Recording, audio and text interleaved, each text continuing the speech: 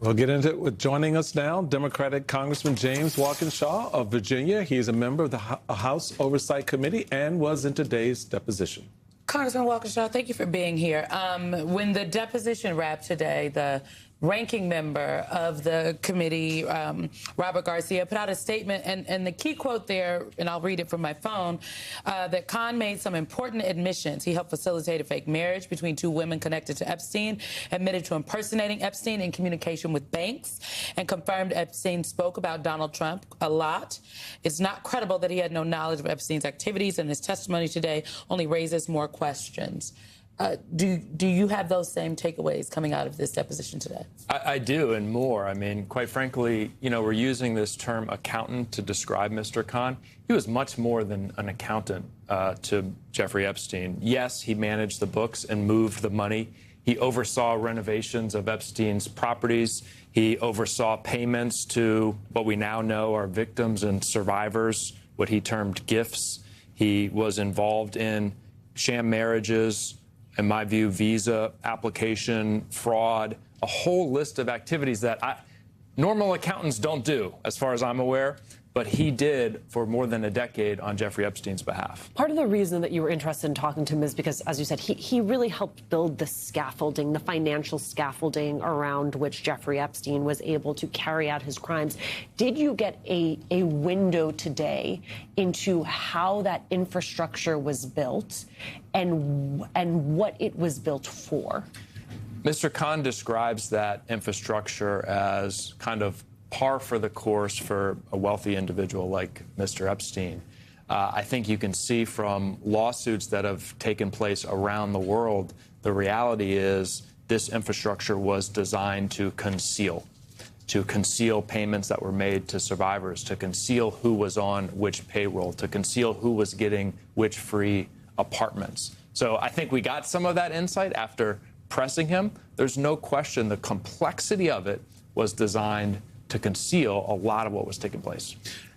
Yeah, and that's the rub for me in many respects is this was set up to protect a lot of people who financed the operations, whatever they may have been at the time for Jeffrey Epstein, whether, you know, it was a real estate deal or if it was some other type of transaction.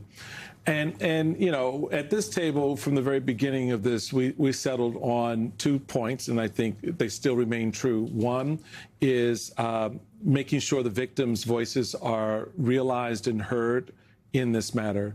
Mm-hmm. And 2, follow the money. Yeah.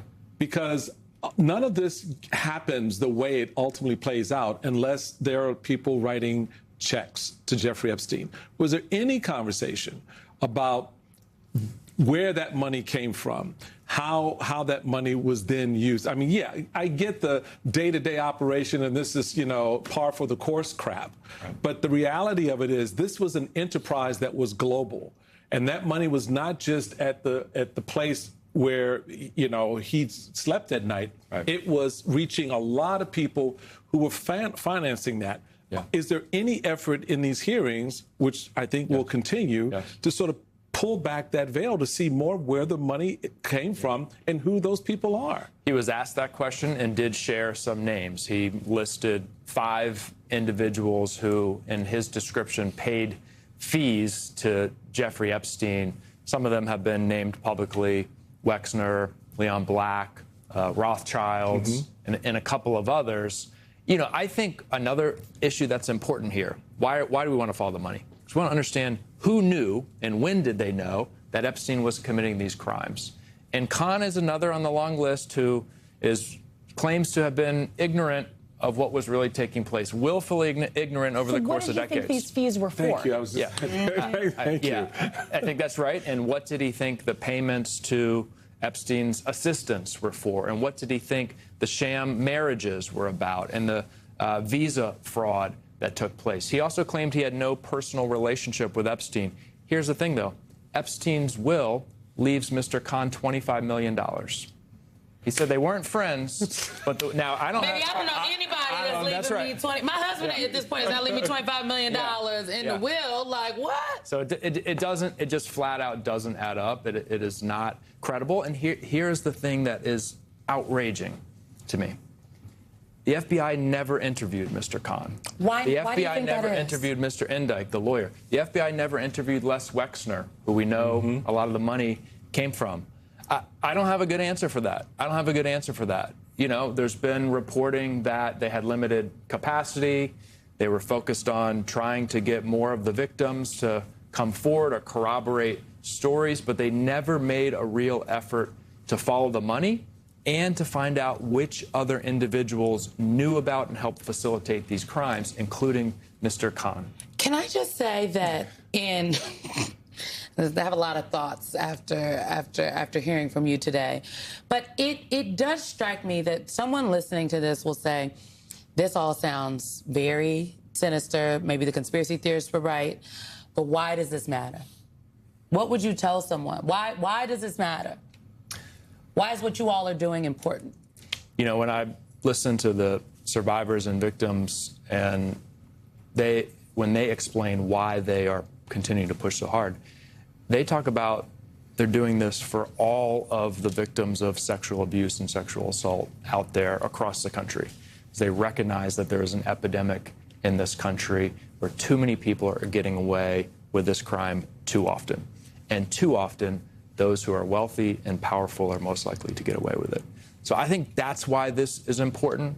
Everything else around the edges, we need to know. Why is President Trump lying to the American people about it? How did the money flow?